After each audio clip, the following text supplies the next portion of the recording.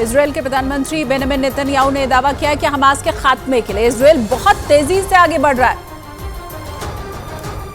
Netanyahu ने कहा कि इस वक्त हम युद्ध के बीच में हैं और इजरायल की सेना हमास की सैन्य और सरकारी क्षमताओं को पूरी तरह से खत्म करने का टारगेट लेकर आगे बढ़ रही है। इसके लिए हमास पर आसमान और जमीन दोनों तरफ से हमले किए जा रहे हैं। नेतन्याहू ने कहा कि इजरायली डिफेंस फोर्स ने गाजा पट्टी में ग्राउंड ऑपरेशन शुरू कर दिया है और इजरायल की सेना पूरी ताकत के साथ गाजा पट्टी में आगे बढ़ रही है। जहां रफा बॉर्डर क्रॉसिंग का इस्तेमाल गाजा में मदद भेजने के लिए किया जा रहा है, वहीं इजरायल को ये डर सता रहा है कि कहीं इसके रास्ते हमास के लड़ाके बाहर से हथियार न मंगवा लें।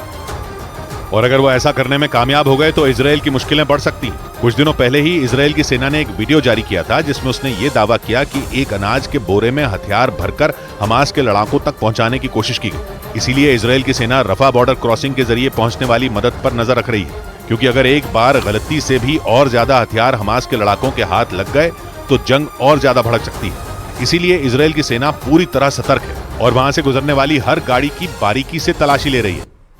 इजरायल के प्रधानमंत्री बेंजामिन नेतन्याहू का दावा है कि हमास के खात्मे के लिए इजरायल बहुत तेजी के साथ आगे बढ़ रहा है।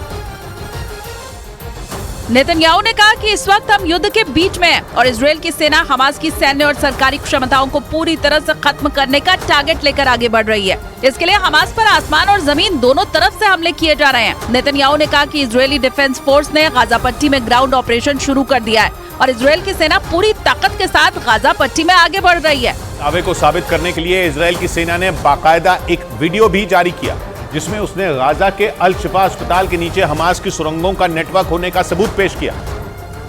और ये आरोप लगाया कि हमास ने गाजा के अस्पतालों और स्कूलों की आड़ में आतंक का एक बहुत बड़ा चक्रव्यूह रचा। मतलब उसने जमीन के ऊपर अस्पतालों, मस्जिदों और स्कूलों की इमारतें बनाई, लेकिन उनके नीचे सुरंगों का बहुत बड़ा जाल बिछा दिया। इजरायल ने जो वीडियो जारी किया उसमें बाकायदा इन सुरंगों में घुसने के रास्ते, वहां हथियार लाने के लिए बने अड्डे और यहाँ तक कि हमास के मीटिंग रूम तक दिखाए गए। इजरायल ने आरोप लगाया कि इसके लिए जानबूझकर हमास ने स्कूलों और अस्पतालों को चुना, क्योंकि हमास ये अच्छी तरह से जानता था कि अगर इजरायल ने उसके अड्डों पर हमला बोला तो उसके लड़ाके इन्हीं अस्पतालों और स्कूलों की आड़ में अपनी जान बचा लेंगे। इजरायल के मुताबिक हमास ने ये सब सोची समझी साजिश के तहत किया, क्योंकि उसे इस बात का भरोसा था कि इजरायल अस्पतालों और स्कूलों जैसी जगहों पर कभी वार नहीं करेगा।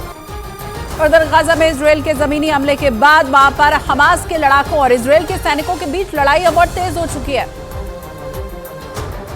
और दोनों तरफ से जारी पलटवार के बीच गाजा का उत्तरी इलाका दहल उठा, क्योंकि इजरायल की मीडिया के मुताबिक वहां की सेना ने गाजा के उत्तरी सिरे के दोनों छोर पर ताबड़तोड़ हमले किए और हमास के ठिकानों को मिटाते हुए इजरायल के टैंक वहां कई इलाकों में घुस गए, जिसके बाद हमास ने भी इजरायल के हमलों का जवाब देते हुए जोरदार पलटवार किया और गाजा के उत्तर पूर्वी इलाके में इजरायल के टैंकों को घुसने से रोकने का दावा किया।